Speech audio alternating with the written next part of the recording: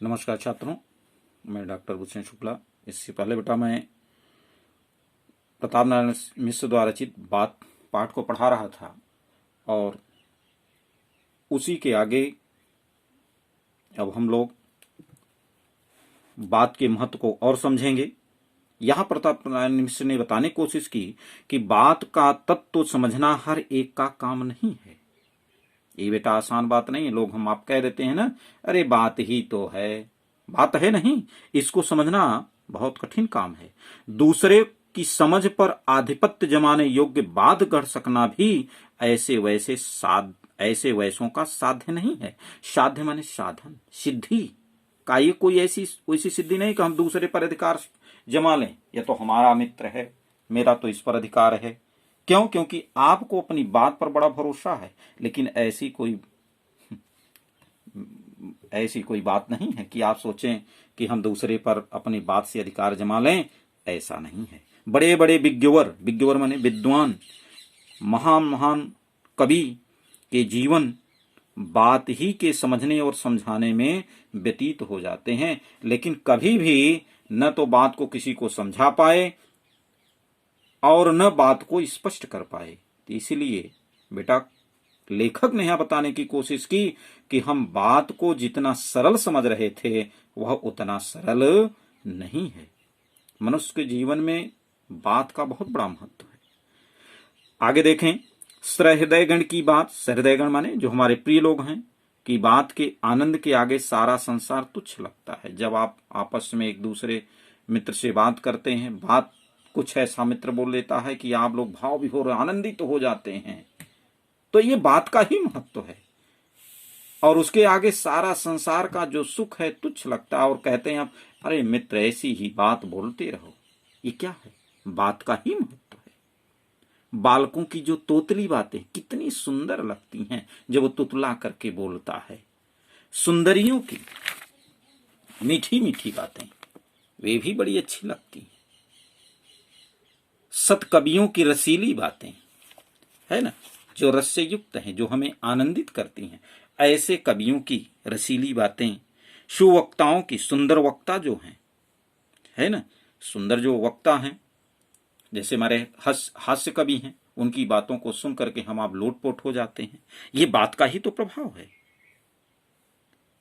और कहा कि बातें जिनकी जी को और का और न कर दे। कहा कि ये सुवक्ताओं की जो प्रभावशाली बातें हैं, कहा वह मनुष्य के जीवन को कहां से कहां पहुंचा देती हैं। उसे पशु नहीं पाषाण खंड करना चाहिए। उसे पशु नहीं पाषाण खंड माने पत्थर का टुकड़ा कहना चाहिए। क्यों? क्योंकि कुत्ते बिल्ली आदि को विशेष समझ नहीं होती। कहा कि यहां पर क्या बताना चाह रहे हैं लेखक? ये बताना चाह रहे हैं कि जिसको अपने इन प्रिय कवियों की, अपने छोटे छोटे जो स्नेहिल बच्चों की और जो अपने प्रिय लोग हैं उनकी बात यदि व्यक्ति के जीवन में प्रभाव नहीं डाल पाती, माता पिता की बात उसके जीवन में प्रभाव नहीं डाल पाती, गुरु की बात उसके जीवन में प्रभाव नहीं डाल पाती, तो सीधे सीधे लेखक ने कहा कि वह मानव नहीं, वह तो पाषाण खंड है। कहा पत्थर का वह टुकड़ा है। क्यों? क्योंकि कुत्ते बिल्ली आदि को भी विशेष समझ नहीं होती है, लेकिन जब उसे हम पुचकारते हैं, जैसे कुत्ते को तू तू करते हैं, बिल्ली को पूछी पूछी करते हैं, इत्यादि बातें कह दो, तो वह उसके भावार्थ को समझ करके तुरंत दौड़ करके आपके समीप आ जाता है। फिर वह मनुष्य कैसा, जिसके चित्त पर दूसरे के हृदयवान की बात का असर न हो। तो फिर कहा कि वह कैसा मनुष्य है कि जिसके हृदय पर श्रेष्ठ बातों का कोई असर न पड़े। तो कहा कि वह मनुष्य नहीं, कहा वह तो पशुओं से भी तुच्छ है, पाषाण खंड का टुकड़ा है, पत्थर का टुकड़ा है। हमारे परम पूजनीय आर्यगण, अब बात के महत्व को और स्पष्ट करते हुए पंडित प्रताप नारायण मिश्र ने बताने की कोशिश की। हमारे जो पूर्वजगण थे और पूर्वज में जो हमारे पूजनीय आर्यगण थे, अपनी बात को इतना पक्ष करते थे, इतना उसे मजबूत रखते थे कि गोस्वामी तुलसीदास ने भी लिखा है तन तीय तनय धाम धन धरनी सत्य संध कह तृण सम बरनी। यानी तन शरीर, तीय स्त्री, तनय पुत्र, धाम भवन, धन और धरनी माने पृथ्वी, सत्य संध कह सत्य की संधान के लिए, सत्य की बात के लिए, कह तृण सम बरनी कहा अपनी बात को सत्य स्थापित करने के लिए, कहा तिनके के समान, तिनका माने घास, समबरनी कहा घास के समान उन्हें मानते थे।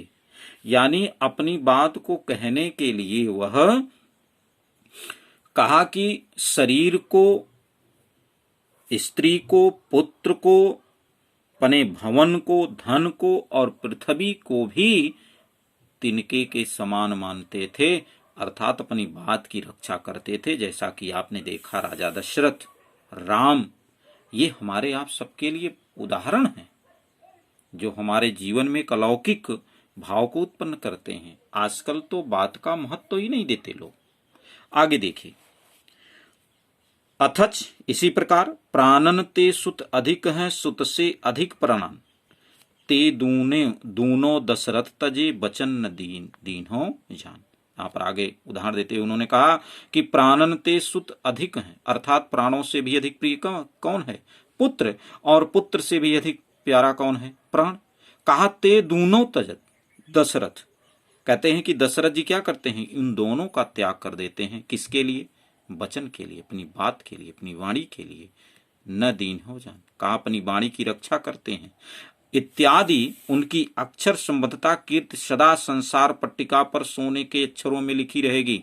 अर्थात इन महान पुरुषों की जो बातें हैं, कहा आज तक हमारे आप कितने युग व्यतीत हो गए, युगों की बात, समय को तो छोड़िए, यानी साल को छोड़िए, युगों की बात करिए तो इतने युगों के बाद भी आज हम आपको इन महान पुरुषों की बातों को पढ़ने को मिल रहा है कि इनकी बात कैसी थी कि बात के लिए नहीं कह देते कि भाई हम नहीं दिए, 2 बार मान लेते, पुत्र को न जाने देते बन, लेकिन नहीं, बात की रक्षा करने के लिए अपने प्राण को भी त्याग दिया उन्होंने।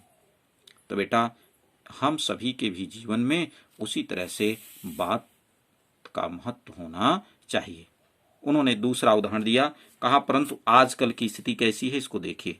बहुतेरे भारत कुपुत्रों ने, आज बहुत से भारत क्या पूरे संसार में ऐसे ऐसे कुपुत्र हैं कि यह ढंग पकड़ रखा है कि मर्द की जबान, कहते हैं कि ये मर्द की जबान है, बात का उदय स्थान, अर्थात ये मर्द में बहुत बड़ी बात होती है कि मर्द शब्द लगा देंगे तो माने वो अपनी पूरी सामर्थ शक्ति को, अपने पूरी भाव को रख देते हैं कि यही मेरी महत्वपूर्ण बात है, यानी ये कभी डिगेगी नहीं, यानी जो मैं बात कर रहा हूं वो बिल्कुल पक्की है, मान के चलो। तो कहा कि ये मर्द की जबान है। और मर्द की जबान, कहा गाड़ी का पहिया, कहा ये दोनों कैसे हैं? कहा ये दोनों चलते रहते हैं। आजकल के लोग क्या कहते हैं? अरे भाई देखो ये मर्द की जबान है, जैसे गाड़ी का पहिया चलता रहता उसी तरह से मर्द की भी जबान चलती रहती, यानी इसमें कभी कोई स्थिरता नहीं है, इस पर कोई विश्वास न करे। सीधे सीधे कहना चाह रहे हैं।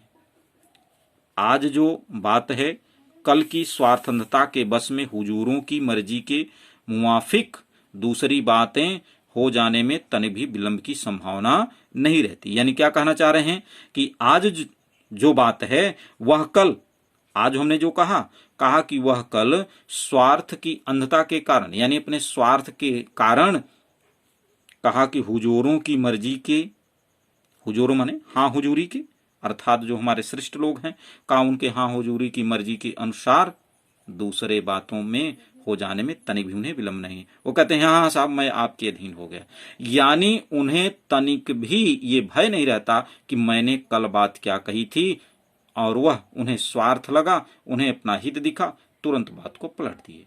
यानी लेखक ने बताने की कोशिश की है कि हमें अपनी बात पर विशेष ध्यान देना चाहिए। यद्यपि कभी कभी अवसर पड़ने पर बात के अंश का कुछ रंग ढंग परिवर्तित कर लेना नीति विरुद्ध नहीं है।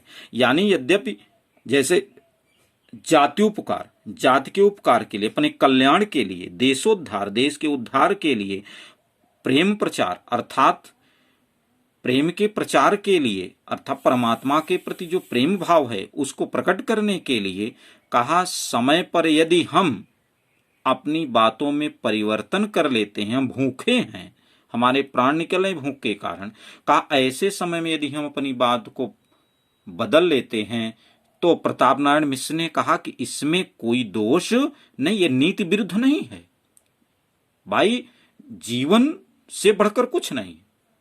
लेकिन है कि यहां तो क्षण क्षण में लोग बातों को बदलते रहते हैं, यानी एक शब्द में यदि कहें तो आज के समय में बात पर कोई भरोसा नहीं है। इसलिए बेटा आप लोगों को इन सभी बातों को समझ करके इस बात को स्पष्ट करना चाहिए, अपने जीवन में धारण करना चाहिए कि हमें अपने बात का महत्व समझना चाहिए।